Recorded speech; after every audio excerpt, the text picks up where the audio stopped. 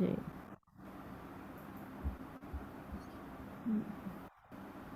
Inter conversion of energy. Screen visible है बेटा आपको? No miss. स्क्रीन नहीं विजिबल? नो।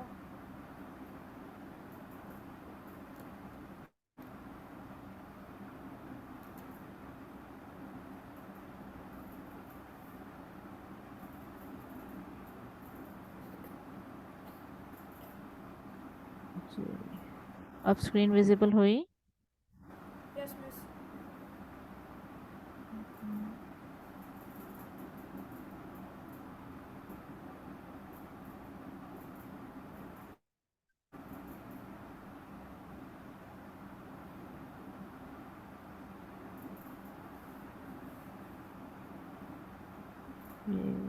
एक मिनट बेटा, मैं ये बैक से मिनिमाइज कर लूँ।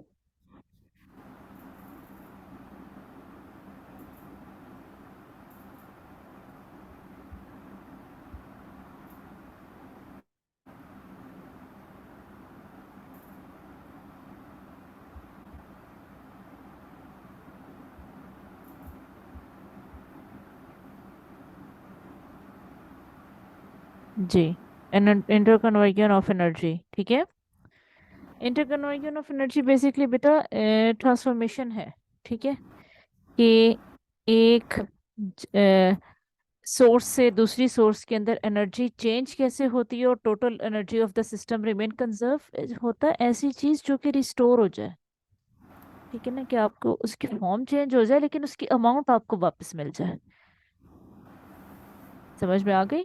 Energy can yes. Not be destroyed, however it can be converted into some other form. यही बात मैंने आपको अपने मेथड से बता दी, और मैंने आपको इससे पहले भी एक चीज डिफाइन की थी कि total energy of the system जो है ना वो सेम रहती है।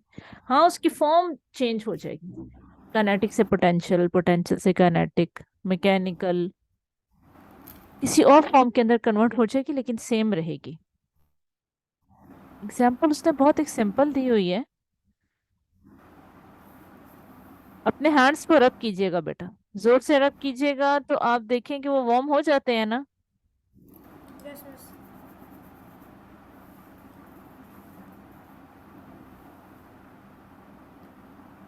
आपके हैंड्स के अंदर एक फ्रिक्शन है ना यस आपकी। मिस। ये एक एग्जांपल मैं हाईलाइट कर रही हूँ। आपके हैंड्स की बेटा सरफेस रेगुलर नहीं है, मतलब स्मूथ नहीं है, ठीक है। उसके अंदर इरेगुलर सरफेस है। इरेगुलर सरफेस है बेटा, जब एक दूसरे के साथ आप ड्रैग करते हो ना, ठीक है, वो फ्रिक्शन की वजह से उसमें हीट प्रोड्यूस हो जाती है। You have used your muscular energy to rubbing hands. As a result, heat is energy is produced. इस सिंपल एक्सपेरिमेंट के अंदर दो एनर्जीज यूज हो रही हैं, मस्कुलर एनर्जी और प्रोडक्शन ऑफ हीट, ठीक है। In the process of rubbing hands mechanical energy is converted into heat energy. आपकी मैकेनिकल से तो बेटर ये था कि ये मस्कुलर लिख देते यहाँ पे, लेकिन चले हम देख लेते। मस्कुलर एनर्जी है बेसिकली बेटा आपकी, वो हीट एनर्जी के अंदर कन्वर्ट हो गई है, ठीक है। Process in nature are the result of heat changes. जितने भी प्रोसेसेस हैं सारे एनर्जी की चेंजेस से होते हैं। एग्जाम्पल देखें आप, ये बेटा ये बहुत एक विजिबल एग्जाम्पल आपको डिफाइन की गई है फिजिक्स के, वो उसकी इंटर कन्वर्जन ऑफ एनर्जी की। ये पानी मोशन के अंदर आपका कॉन्टिन्यूसली मूवमेंट के अंदर है, ठीक है ना। ऐसा ही है। Yes miss. Thermal energy provide हुई है, एवापोरेशन, थर्मल एनर्जी। एक सन इनपुट दे रहा है, ठीक है, एक सन इनपुट दे रहा है। कैसे दे रहा है? हीट इंट्रोड्यूस कर रहा है, फाइन। हीट इंट्रोड्यूस कर रहा है पानी के इस पूल को, वहां से थर्मल एनर्जी के थ्रू ये देखिए एवापोरेशन हो रही है। एवापोरेशन हो रही है, मॉलिक्यूल्स मूव कर रहे हैं। एवरेज काइनेटिक, एक एवरेज एनर्जी जो होती है काइनेटिक एनर्जी, उससे जो ज्यादा एनर्जी गेन कर लेते हैं during the process of evaporation, वो मॉलिक्यूल्स मूव कर जाते हैं लिक्विड की सरफेस लेवल को मतलब छोड़कर ऊपर को मूव कर जाते हैं in the form of steam. ऐसे ही बताया था ना मैंने आपको, यस मिस। ठीक है।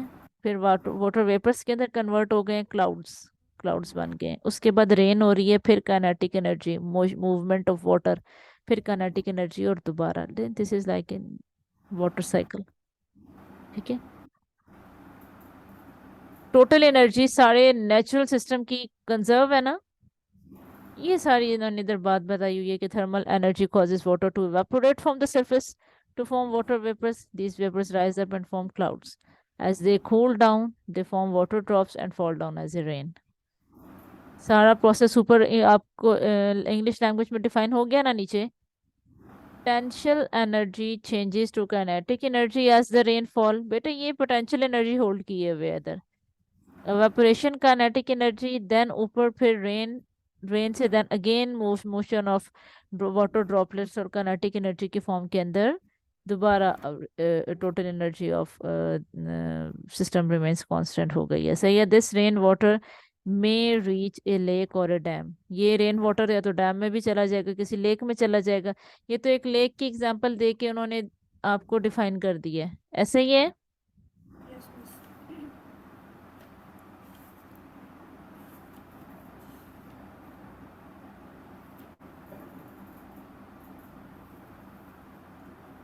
चले जी।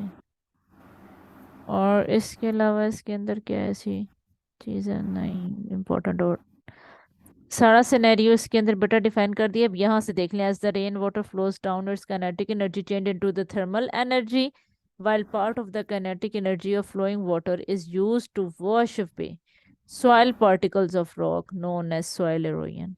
ठीक है। Soil particles of the rock, ये रॉक्स के ऊपर से जब सॉइल पार्टिकल्स मूव कर जाएंगे during the motion of water, तो क्या चीज कॉज होती है। एक नेचुरल फिनोमेना उन्होंने डिफाइन किया हुआ है जिसको कहते हैं सॉइल एरोजन। ठीक है। ये कॉज कैसे होता है, यहां से इंपॉर्टेंट है, देखने वाला है। ठीक है।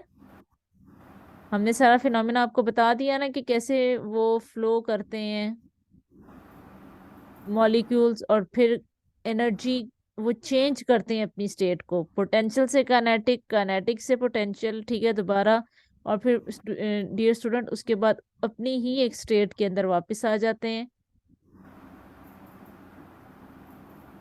ये यहाँ पे फिर उसके बाद हरी बात है कि जब काइनेटिक एनर्जी के थ्रू वाटर फ्लो करेगा तो वो साथ अपने सॉइल पार्टिकल्स को भी वॉश अवे करेगा ना। सही है। और ये प्रोसेस जो है ना, जो बैकएंड के ऊपर भी एक साथ चल रहा naturally, this is called as a soil erosion. Major sources of energy देख लीजिएगा।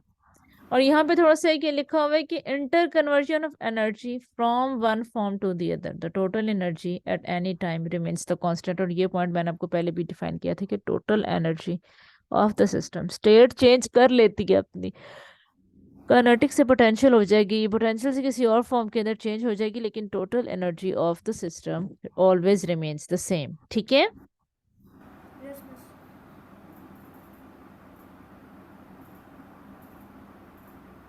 मोस्टली सबसे मेजर जो नेचुरल सोर्स है ना वो आपका सन है। ठीक है ना। Wind and water power.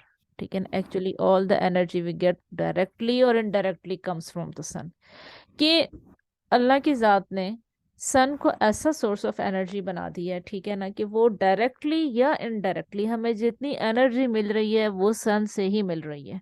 इसके अलावा जो हम एनर्जी रिजर्व्स यूज कर रहे हैं उनके बेटा मैं आपको नाम बता देती हूँ।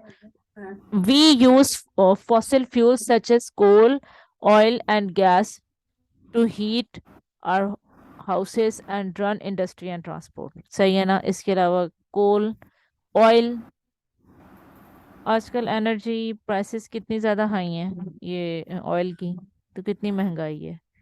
तो आपने देख ही लिया होगा कि कितनी ज़्यादा मेन सोर्स ऑफ एनर्जी हमारे लिए ऑयल है।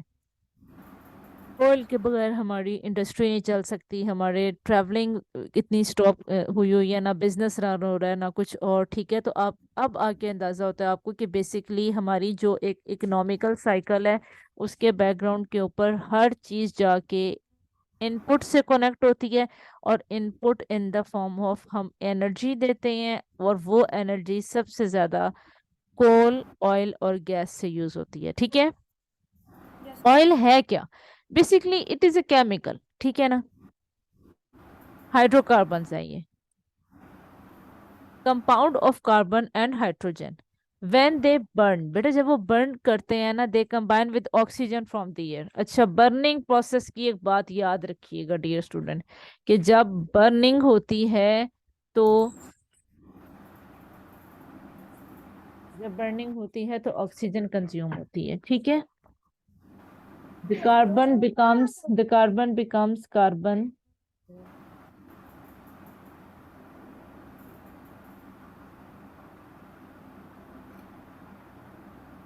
मैं स्क्रीन सेट कर लूं बेटा। The carbons become carbon dioxide, hydrogen become hydrogen oxide which is called as water, ठीक है।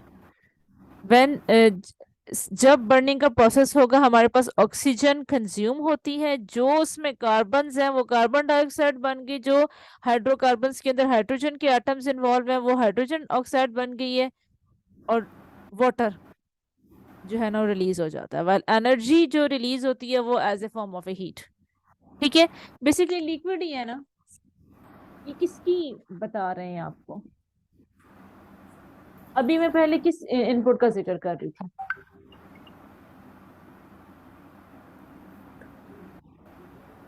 अहमद, मैं पहले किस इनपुट का जिक्र कर रही थी बताइएगा। ऑयल। हाइड्रोकार्बन्स क्या थे? मैं तो बनने लगी ना। हाइड्रोकार्बन्स क्या थे? Carbon compounds. हाँ जी,